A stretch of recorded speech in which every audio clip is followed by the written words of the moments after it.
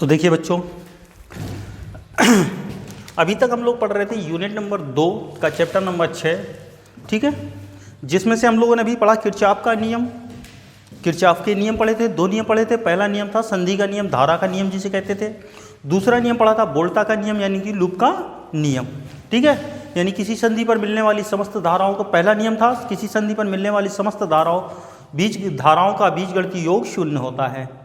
और दूसरा नियम था किसी बंद परिपथ में हमारे किसके लगे प्रतिरोधों के सिरों पर उत्पन्न विभवांतर का बीजगणितीय योग उस परिपथ में लगे सेलों के विद्युत वाहक बलों के बीजगणितीय योग के बराबर होता है।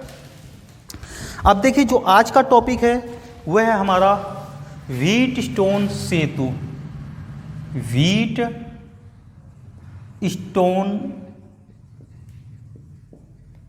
सेतु, यह है आज का टॉपिक, व्हीटस्टोन सेतु। देखिए व्हीटस्टोन सेतु में क्या होता है कि वैज्ञानिक व्हीटस्टोन ने 4 प्रतिरोध, इसमें इन्होंने 4 प्रतिरोध लिए थे। 4 प्रतिरोध, एक सेल और एक धारामापी को परस्पर जोड़कर एक परिपथ तैयार किया था।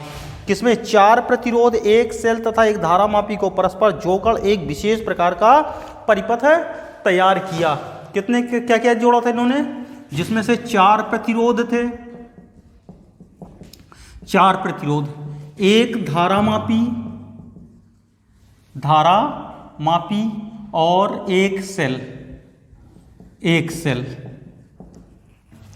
को जोड़कर एक विशेष प्रकार का परिपथ तैयार किया, जिसे हम लोग कहते हैं व्हीटस्टोन सेतु कहते हैं,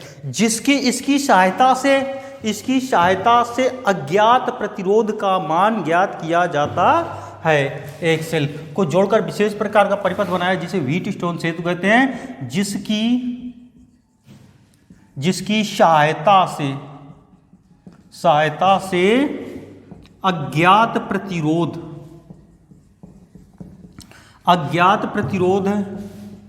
ज्ञात किया जा सकता है, जिसकी सहायता से अज्ञात प्रतिरोध ज्ञात किया जा सकता है। यानी कि अज्ञात प्रतिरोध को ज्ञात करने के लिए व्हीटस्टोन सेतु का प्रयोग करते हैं।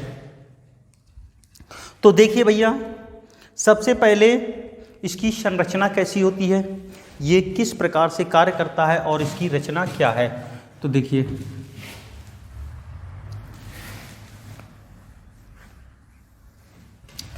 देखिए सबसे पहले हम लोग देखते हैं रचना।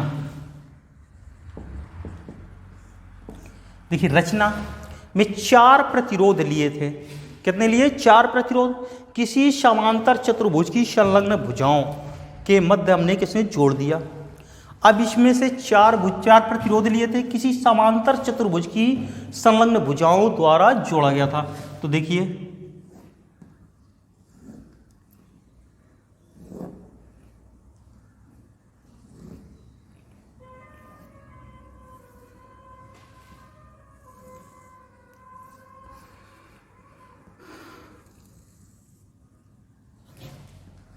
ये लिए, तो यहां पर 4 प्रतिरोध जोड़ देते हैं।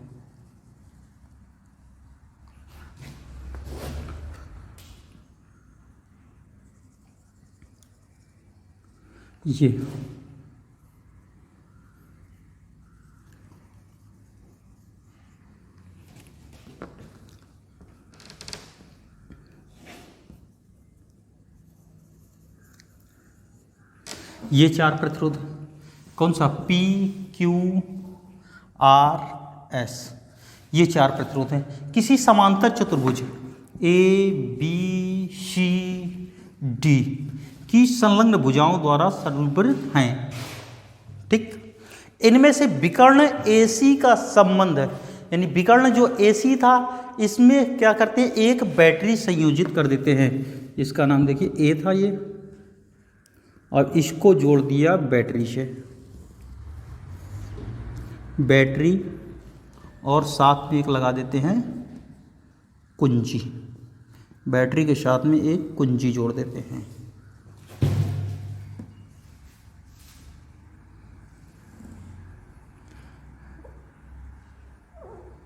कुंजी से संबंधित कर देते हैं। तो ये लीजिए, ये कुंजी हो गई के, ये बैटरी हो गई आपका, ये इसका, या फिर एक सेल जोड़ देते हैं निगेटिव सिरा, ये पॉजिटिव सिरा।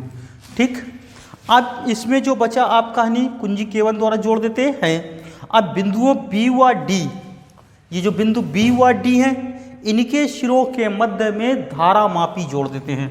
धारामापी जोड़ देते हैं जी, धारामापी, ये लीजिए एक धारामापी जोड़ दिया, और साथ में यहाँ पर एक कुंजी और लगा देते हैं भैया, इसका नाम कुंजी K1 दे दीजिए और इसका नाम दे दिया कुंजी K2। कुंजी K1 कुंजी K2 दे देते हैं, कुंजी K2 दे देते हैं। ठीक, ये हो गई इसकी संरचना। इसकी क्या है, ये है संरचना। तो देखिए, अब यहाँ से जैसे कुंजी K1 की डॉट लगाएंगे तो परिपथ में एक धारा प्रवाहित होती है, यहाँ से लिख देता हूँ धारा I, और यही धारा आपकी यहाँ भी आएगी I। जितनी धारा प्रवाहित करेंगे उतनी ही धारा बाहर निकलेगी। अब देखिए, सबसे पहले इसकी संरचना में हमने क्या किया है कि 4 प्रतिरोध P Q R S किसी समांतर चतुर्भुज A B C D की संलग्न भुजाओं द्वारा निरूपित है। बिंदु A व C के मध्य में एक सेल तथा कुंजी K1 लगा देते हैं, और बिंदु B व D के मध्य में एक धारामापी तथा कुंजी K2 लगा देते हैं, कुंजी K2 से संबंधित कर देते हैं। अब P व Q, जिन इन भुजाओं पे देखिए P और Q जहाँ प्रतिरोध जोड़े गए हैं, इनको कहते हैं अनुपातिक भुजाएं कहते हैं, अनुपातिक भुजाएं कहते हैं। ठीक है, अब जैसे कि भुजा AD, ये दोनों अनुपातिक भुजाएं हो गई। भुजा AD में ज्ञात प्रतिरोध लगा है तो ये ज्ञात भुजा कहलाएगी, ज्ञात प्रतिरोध भुजा। और जिसका प्रतिरोध ज्ञात करना होता है उसे CD के मध्य लगाते हैं, तो इसे कहते हैं अज्ञात प्रतिरोध भुजा कहते हैं, अज्ञात भुजा कहते हैं। ठीक है, तो अज्ञात भुजा कह देते हैं, क्योंकि इसमें ज्ञात प्रतिरोध लगा हुआ है इसलिए ज्ञात भुजा हो गई, और इसमें अज्ञात प्रतिरोध लगा है तो इसलिए इसे कहते हैं अज्ञात भुजा कहते हैं। यह है इसकी रचना, और इसी रचना में ही यही थ्योरी लिखते हैं। तो इसमें थ्योरी क्या लिखेंगे, फिर से एक बार सुन लीजिए, लिखना चाहिए, लिख लीजिए, इसको लिख लीजिए इसकी थ्योरी। माना, तो यहाँ पर लिखेंगे माना 4 प्रतिरोध P Q R S को जोड़कर एक समांतर चतुर्भुज A B C D बनाते हैं, A B C D बनाते हैं। बिंदु A व C के मध्य एक सेल जिसका विद्युत वाहक बल E, विद्युत वाहक बल E, जिसका विद्युत वाहक बल E है और कुंजी K1 द्वारा जोड़ दी जाती है। बिंदु B व D के मध्य, बिंदु B व D के मध्य एक धारामापी तथा कुंजी K2 जोड़ देते हैं, कुंजी K2 जोड़ देते हैं। भुजा P व Q को अनुपातिक भुजाएं कहते हैं तथा अब भुजा AD में ज्ञात प्रतिरोध लगा होने के कारण इसे ज्ञात भुजा कहते हैं तथा भुजा CD और भुजा CD में अज्ञात प्रतिरोध लगा होने के कारण इसे अज्ञात भुजा कहते हैं। अब जैसे देखिए, यहाँ से धारा पहुँची, यहाँ से धारा I भेज रहे हैं, ये धारा यहाँ पर 2 भागों में बढ़ जाएगी। ये देखिए, तो यहाँ पर कितना हो जाएगा I1, और इधर धारा पहुँच गई I2। यहाँ से धारा ये गई तो यहाँ पर कितना आ जाएगा I1 माइनस IG, और इधर धारा चली जाएगी आपकी IG।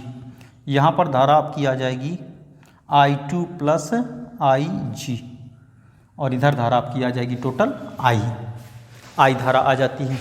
तो ये है व्हीटस्टोन सेतु की रचना। अब आते हैं व्हीटस्टोन सेतु का सिद्धांत एवं संतुलन की अवस्था।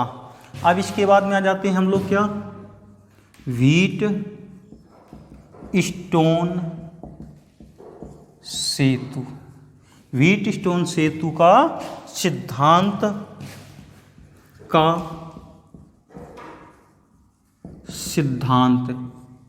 एवं संतुलन की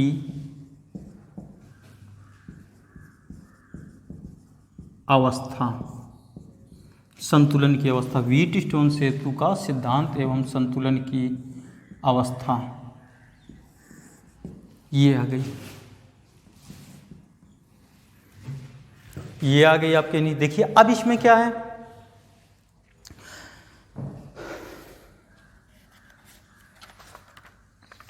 अब देखिए इसमें क्या करना है। जब कुंजी K1, यहां पर ये कुंजी K1 है आपकी, कुंजी K1, कुंजी K1 की डॉट लगाइए, कुंजी K1 की डॉट बंद करके I धारा प्रवाहित करते हैं। कुंजी K1 की डॉट लगा दीजिए यहाँ से, वैसे इसमें धारा प्रवाहित होने लगेगी, I धारा प्रवाहित होती है। यह धारा बिंदु A पर दो भागों में विभक्त हो जाती है। देखिए दो भागों में विभक्त हो गई, I1 और I2। भुजा AB में I1 तथा भुजा AD पर I2 धारा प्रवाहित होती है। I2 धारा क्या हो जाती है, प्रवाहित होती है। अब कुंजी K2 को बंद कर दीजिए। यहाँ से जैसे कुंजी K2 को बंद करेंगे तो इस धारा मापी में IG धारा प्रवाहित होने लगती है, IG धारा प्रवाहित होने लगती है और धारा मापी में विक्षेप उत्पन्न हो जाता है, जिसके कारण यदि BD is greater than VD है, बिंदु B पर उत्पन्न विभव का मान बिंदु D पर उत्पन्न विभव से ज्यादा है, तो धारा IG का मान जो है B से D की ओर प्रवाहित होती है। अब बिंदु B व D पर विभव VB यानी कि इन भुजाओं पर लगे प्रतिरोधों पर निर्भर करती है। बिंदु B तथा D पर हमारे किसके, बिंदु विभव VD के मान हमारे किसके, भुजाओं पर लगे प्रतिरोधों के मान पर डिपेंड करेगी, यानी कि इन प्रतिरोधों के मान पर निर्भर करती है। क्योंकि जहां पर प्रतिरोध कम होगा वहां धारा ज़्यादा प्रवाहित होगी, जहां का प्रतिरोध ज़्यादा होगा उसमें कम धारा प्रवाहित होती है। अब व्हीटस्टोन सेतु की भुजाओं में लगे प्रतिरोधों की व्यवस्था, यानी कि जो भुजाओं में ये प्रतिरोध लगे हुए हैं PQRS, इन हमारे किसके प्रतिरोधों में शून्य विक्षेप की स्थिति। अब इनको ये जो प्रतिरोध हैं ऐसे व्यवस्थित करना है, इस प्रकार से व्यवस्थित कर दीजिए कि ये जो धारा मापी में विक्षेप उत्पन्न हुआ है इसका मान शून्य हो जाए, अर्थात IG प्रवाहित ही ना हो, IG प्रवाहित ना हो। क्योंकि जब तक हमारा किसके धारा मापी में कोई धारा नहीं जाएगी तो उसमें विक्षेप नहीं होगा। अगर धारा उसमें प्रवाहित होगी तो धारा मापी में विक्षेप उत्पन्न होगा। और जैसे ही हमारे किसके इसमें विक्षेप उत्पन्न होना बंद हो जाता है तो धारा मापी में विक्षेप होना उत्पन्न बंद हो जाता है, उसे कहते हैं संतुलन की अवस्था। क्या कहते हैं, संतुलन की अवस्था कहते हैं, या संतुलन की अवस्था कहलाती है, संतुलन की अवस्था कहलाती है। अब देखिए संतुलन की अवस्था में, अब संतुलन की अवस्था, तो संतुलन की अवस्था में बिंदु B, ये बिंदु B व D के सिरों पर उत्पन्न विभवों के मान समान होंगे। क्योंकि ये जब दोनों विभव के मान समान होंगे तो इधर से धारा ना बहेगी ना इधर से धारा प्रवाहित होगी। कब, जब बिंदु B व D दोनों के विभव समान होंगे। तो देखिए इसके बाद में आ जाते हैं किसमें, संतुलन की अवस्था में। संतुलन की अवस्था में तो बिंदु B व D,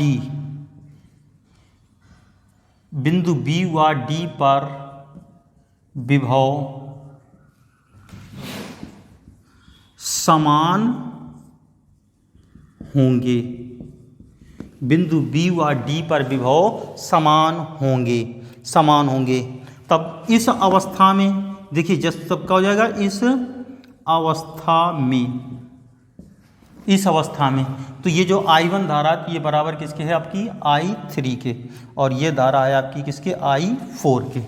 तो इस अवस्था में कितना जाएगा, इस अवस्था में I1 बराबर किसके आपका आएगा I3 के, तथा I2 बराबर होगा आपका I4 के। I1 बराबर किसके आ जाएगा I3 के, तथा I2 बराबर I4 के। तो देखिए संतुलन की अवस्था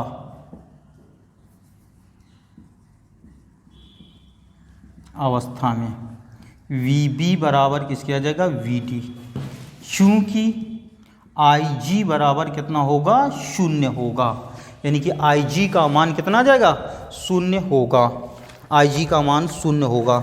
तब यहाँ से इसको हम दे देते हैं समीकरण नंबर 1। समीकरण कितना दे दिया 1 दे दिया। तो अब देखिए VA माइनस VB, यानी कि इस प्रतिरोध के इन दोनों बिंदुओं के हमारे किसके, इन दोनों सिरों के मध्य हमारे किसके विभवांतर बराबर होना चाहिए किसके VA माइनस VD के, यानी कि इनके सिरों के मध्य विभवांतर। तो ओम के नियम से निकालेंगे तो कितना आ जाएगा I इंटू प्रतिरोध, धारा इंटू हमारे किसके आ जाएगा प्रतिरोध के विभवांतर बराबर होता है। तो तब यहाँ से किसके आ जाएगा ओम के नियम से, ओम के नियम से तो कितना आ जाएगा I1P बराबर किसके आ जाएगा आपका I2R के। I1P बराबर किसके आ जाएगा I2R के। इसे हमने दे दिया समीकरण नंबर 2, इसे दे दिया समीकरण नंबर 2। अब इसके बाद देखिए, तो इसके आगे देखते हैं।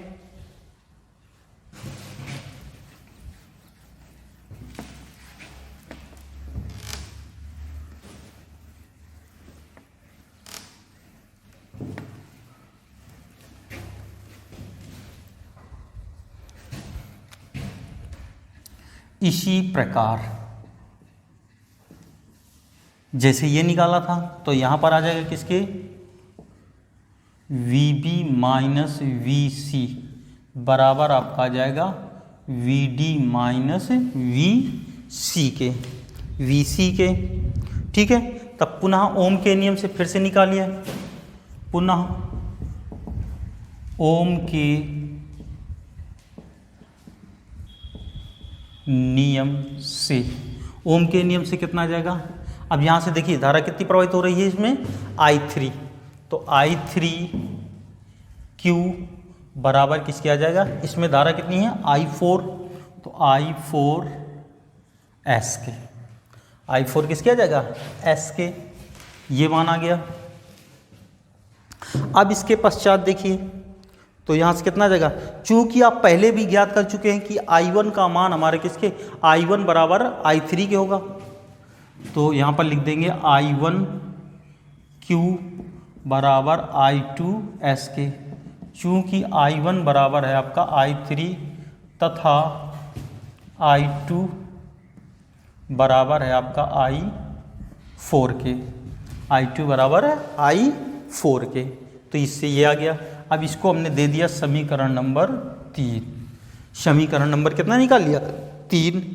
तब देखिए समीकरण 2 में समीकरण 3 का भाग दे दीजिए, तो समीकरण कितना आ जाएगा 2 व 3 से, समीकरण 2 व 3 से तो कितना आ जाएगा I1P अपॉन I1Q बराबर I2R बटे I2S। I1 से I1 कैंसिल तो आ जाएगा P upon Q equal to R upon S। तो ये आ गई इसके नहीं किसके व्हीटस्टोन सेतु की संतुलन की अवस्था आ गई, इसे दे देंगे समीकरण नंबर 4। तो ये आपकी आ गई व्हीटस्टोन सेतु के संतुलन की अवस्था, संतुलन की अवस्था आ गई।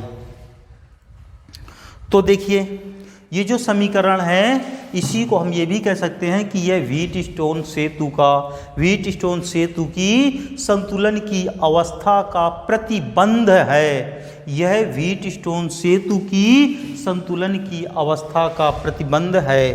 तो व्हीटस्टोन की संतुलन की अवस्था में, व्हीटस्टोन सेतु की संतुलन की अवस्था में इसकी अनुपातिक भुजाओं में, इसकी अनुपातिक भुजाओं में लगे प्रतिरोधों का अनुपात, इसकी अनुपातिक भुजाओं में लगे प्रतिरोधों का अनुपात सदैव कैसा होता है? समान होता है, समान होता है। अब देखिए, इससे अज्ञात प्रतिरोध ज्ञात करना चाहें तो अज्ञात प्रतिरोध,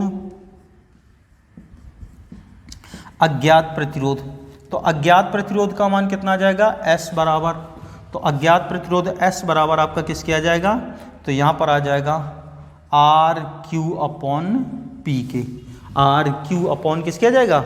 P के, या Q upon P into R, ऐसे भी लिख सकते हैं। तो व्हीटस्टोन सेतु के संतुलन बिंदु की सुग्राह्यता के लिए चारों भुजाओं में, ये जो चारों भुजाओं में प्रतिरोध हैं कौन से? P, Q, R, S, ये एक ही कोटि के होनी चाहिए। उतना एक ही कोटि के होंगे तो इनका मान उतना ही ज़्यादा हमारे किसके सफलतापूर्वक, उतना ही आसानी से और उतना ही शुद्ध मान ज्ञात किया जा सकेगा, उतना ही मान हमारे किसके ज्ञात किया जा सकेगा।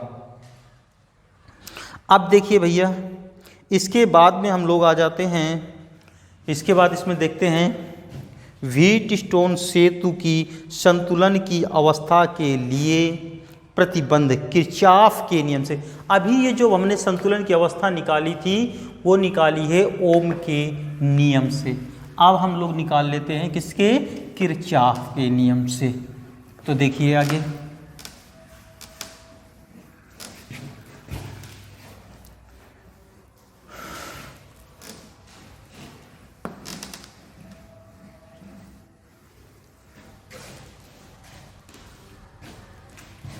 तो देखिए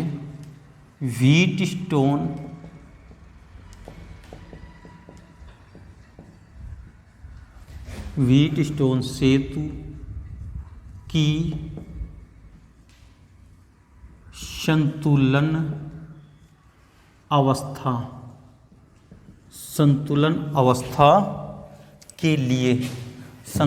अवस्था के लिए प्रतिबंध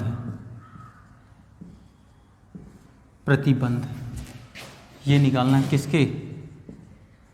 किरचॉफ के नियम से, किरचॉफ के नियम से।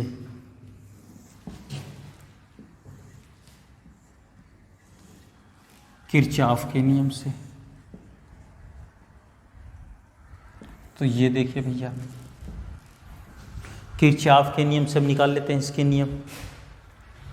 तो देखिए, व्हीटस्टोन की संतुलन की अवस्था का प्रतिबंध किरचॉफ के नियमों से भी ज्ञात कर सकते हैं। जो इसका प्रतिबंध है वो किरचॉफ के नियमों से भी ज्ञात किया जा सकता है। तो देखिए, किरचॉफ के नियमों से किस प्रकार से ज्ञात करते हैं, तो इसको हम लोग देखते हैं। तो सबसे पहले देखिए इसमें क्या होगा। तो देखिए, मान लीजिए कि धारामापी जी में प्रवाहित होने वाली धारा IG तथा धारामापी का प्रतिरोध RG हो। तो यहां पर ही मानते हैं, यदि धारामापी कैपिटल G में प्रवाहित धारा IG तथा प्रतिरोध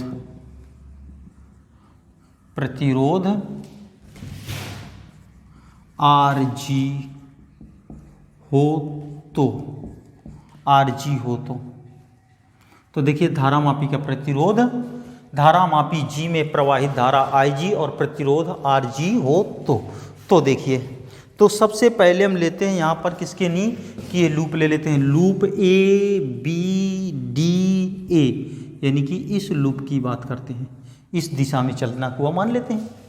तो देखिए, सर्वप्रथम हम लोग लेते हैं लूप, हमने बताया ABDA में, loop A B D A में, loop A B D A में किरचॉफ के बोल्टता नियम में,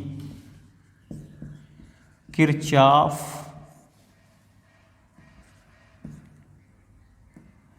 के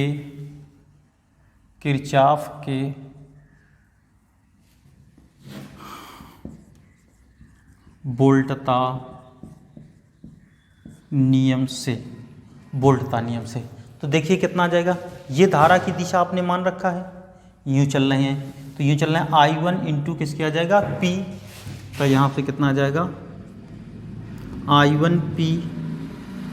अब इसका देखिए धारा कितनी है IG, और इसका प्रतिरोध है RG, तो ये उसी दिशा में चल रही है, तो प्लस कितना आ जाएगा IG RG, यहाँ से इधर आ जाइए, तो कितने धारा I2, प्रतिरोध R बगैर ये देखिए हम यूँ चल रहे हैं, ये धारा इधर की ओर आ रही है, तो विपरीत दिशा में है, तो यहाँ पर आ जाएगा माइनस I2 और R, माइनस I2 R के आ जाएगा। ठीक है, अब देखिए क्या इस परिपथ में पूरे बंद लूप में कोई सेल लगा है, नहीं लगा, तो इसलिए इसका विद्युत वाहक बल कितना आ जाएगा 0। यहाँ पर इसको दे दिया समीकरण नंबर 1। अब पुनः देखिए लूप, अब लूप लेते हैं बी सी डी बी में, loop B C D B में किरचॉफ के बोल्टता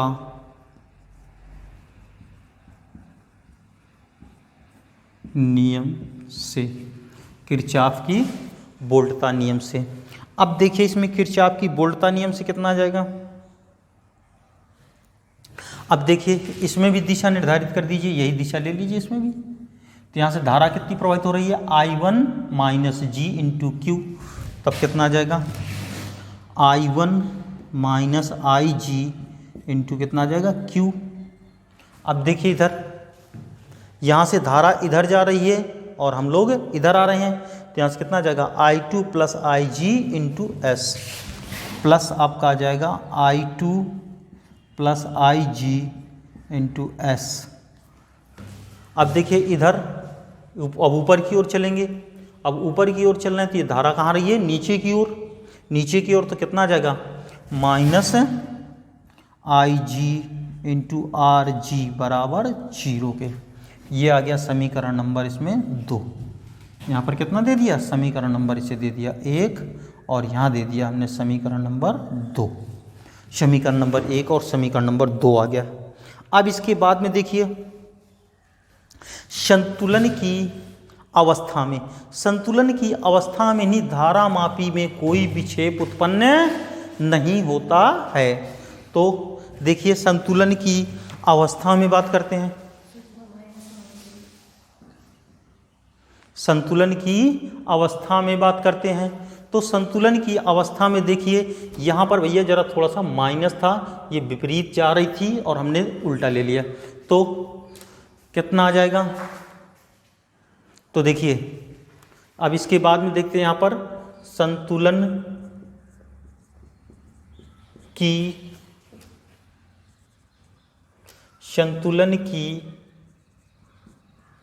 अवस्था में, संतुलन की अवस्था में, संतुलन की अवस्था में यहाँ पर जो प्रवाहित धारा है आई जी बराबर कितनी आएगी 0 संतुलन की अवस्था में। तब देखिए इसके बाद देख लेते हैं यहाँ पर आता है समीकरण 1 व 2 से, समीकरण 1 व 2 से, तो देखिए आई जी बराबर 0, तो ये पद क्या हो जाएगा आपका 0 हो जाएगा। तब यहाँ से आ जाएगा I1P माइनस I2 R बराबर आ जाएगा 0, I1P बराबर I2 R के। समीकरण नंबर ये हो गया आपका 3। अब देखिए समीकरण 2 में आई जी ये शून्य हो जाएगा, ये शून्य हो जाएगा और ये पूरा पद शून्य हो जाएगा। तब देखिए यहाँ से कितना आ जाएगा, कितना आ जाएगा आपका, आ जाएगा I1 Q minus I2 S minus शून्य बराबर शून्य। तो इसको उधर पक्षांतर कर दीजिए, तो यहाँ से आ जाएगा I1 Q बराबर I2 S, समीकरण नंबर आ गया 4। अब देखिए समीकरण 3 व 4 से दोनों का भाग दे दीजिए, तो कितना आ जाएगा I1 P upon I1 Q equal to I1 I2 R upon I2 S। तो यहाँ से कितना आ जाएगा P upon Q equal to R upon S, ये आ गया मान। तो ये जो मान आपका प्राप्त हुआ, ये आपका मान क्या प्राप्त हुआ है, ये मान किसके, व्हीटस्टोन सेतु की संतुलन अवस्था का प्रतिबंध प्राप्त हुआ है। यही व्हीटस्टोन सेतु की संतुलन अवस्था का प्रतिबंध है, यही व्हीटस्टोन सेतु की संतुलन अवस्था का प्रतिबंध है, प्रतिबंध है।